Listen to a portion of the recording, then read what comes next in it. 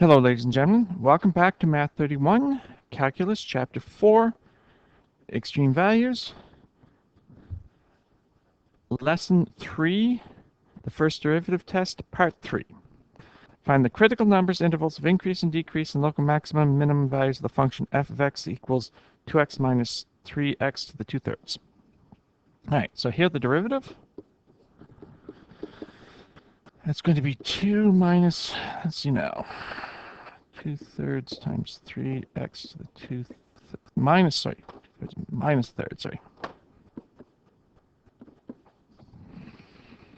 All right, so that's going to be 2 minus 2 over, I'm just going to write that as the cube root of x because I'm lazy. All right. Now, this is the point where I should be going, we should be turning this into one term and simplifying, but I'm going to be lazy because remember, we need to find our critical values. That is when this equals 0, which is, let me see, so for that equal to 0, then that makes 2 equals 2 over the cube root of x, so I cross multiply, so the cube root of x equals 2 over 2, which is 1, or x is 1. Now the other one is this where it does not exist. Now that's denominator. So that means the cube root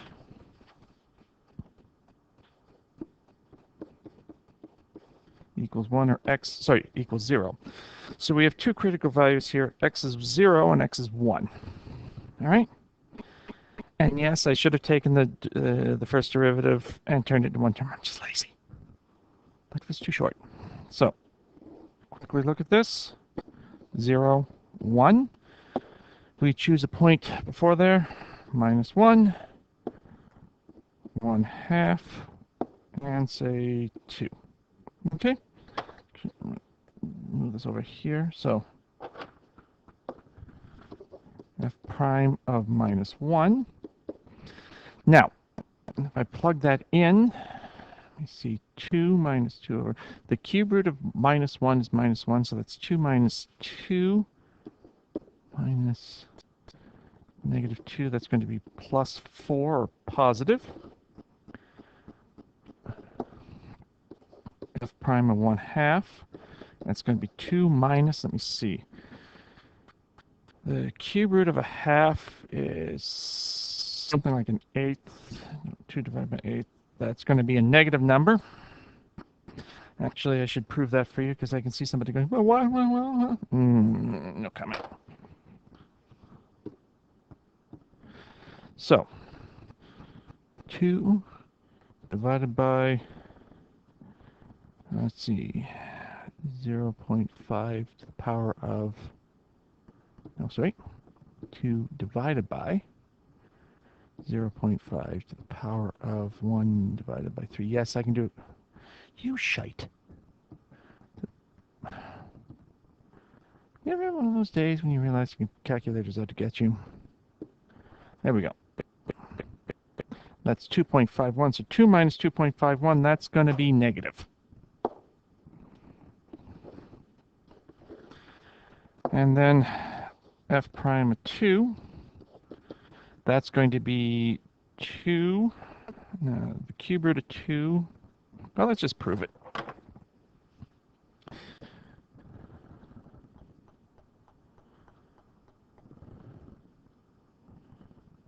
So I can just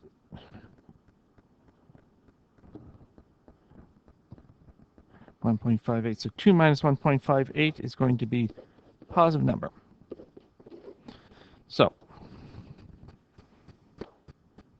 see here, find the critical numbers, intervals of increase and decrease in local maximum minimum values. Okay, so here it's positive, it stops and it goes down. So the local max, x equals 0.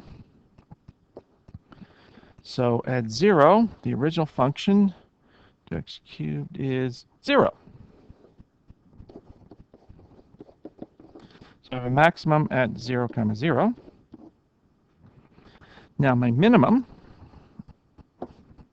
Here it's negative going down, it stops and then goes back up again. So as a local minimum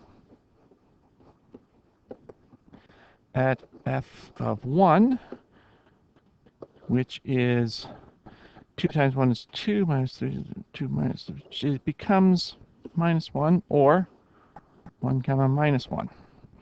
Now you should all know this because you all should have graphed the darn thing already. Now, and it is increasing from negative infinity to 0 in union with 1 comma positive infinity, or we just say infinity, and it is decreasing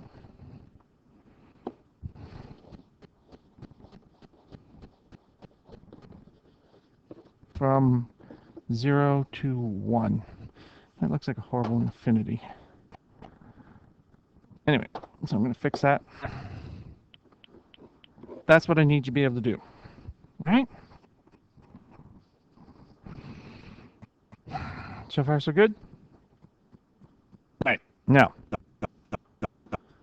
before we go on, one more definition to throw at you. First, derivative test for absolute extrema. Let f be a continuous function and c be a critical number. If f prime of x is positive for all x less than c and f prime of x is negative for all x greater than c, then f of c is the absolute maximum. If f prime of x is negative for all x less than c and f prime of x is positive for all x greater than c, then f of c is the absolute minimum. So, do one quick example. Find the absolute minimum value of the function f of x equals 3 minus 1 over the square root of x squared plus 1. One of these. All right. So, first thing we do is find the derivative. Now, oh God, help me. Now, I was going to say this is 3 minus x squared plus 1 to the minus 1/2. If I write it like that, it makes a little more sense to me. So this becomes minus times minus 1/2 times x squared plus 1 to the minus 3/2 times what the derivative of what's inside, which will be 2x. Now I got to do all these steps because, God help me, I'm old and I miss stuff. And thank you for not disagreeing with me, wombats. Negative is a positive half times 2 is 1. So this becomes x over x squared plus 1 to the 3/2. So that's my derivative. Yuck. Anyway, so finding the critical values when this equals 0, and we've done enough of these, you know it's the numerator, that is x equals 0, or does not exist. That is the denominator, x squared plus 1 to the 3/2 equals 0. So here, this one looks icky, but it's not bad. Square both sides and take the cube root of both sides, or if you want to get picky, to the 2/3. So this becomes x squared plus 1 equals 0, x squared equals minus 1. And yeah. Okay.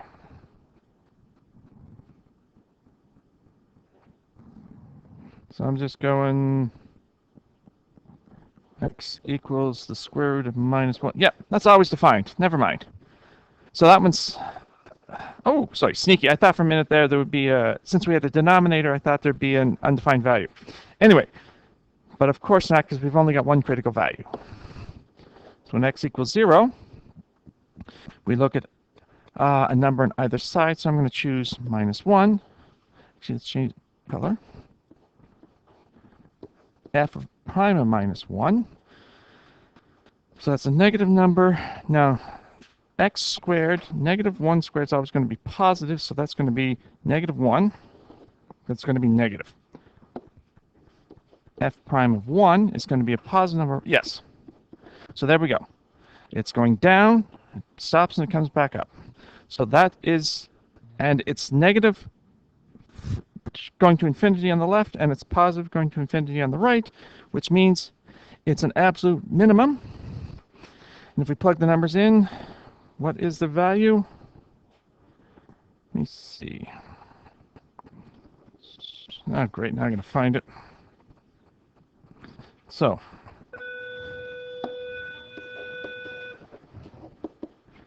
the original function, go back to the original function, 3 minus 1, that's 3 minus, okay, 0 plus 1 to the minus 1/2 is still 3 minus 1, so that's 2. So we get an absolute max, absolute minimum at 0, 2. All right? Now, of course, there's another example question, but this video is getting too long, so I'm going to pause here. If you got any questions, shoot me an email. Did I answer the question? Yeah, find the absolute minimum value function. Yep. All right. One more, but I'll do it in the next video. Any questions, shoot me an email. Otherwise, good luck.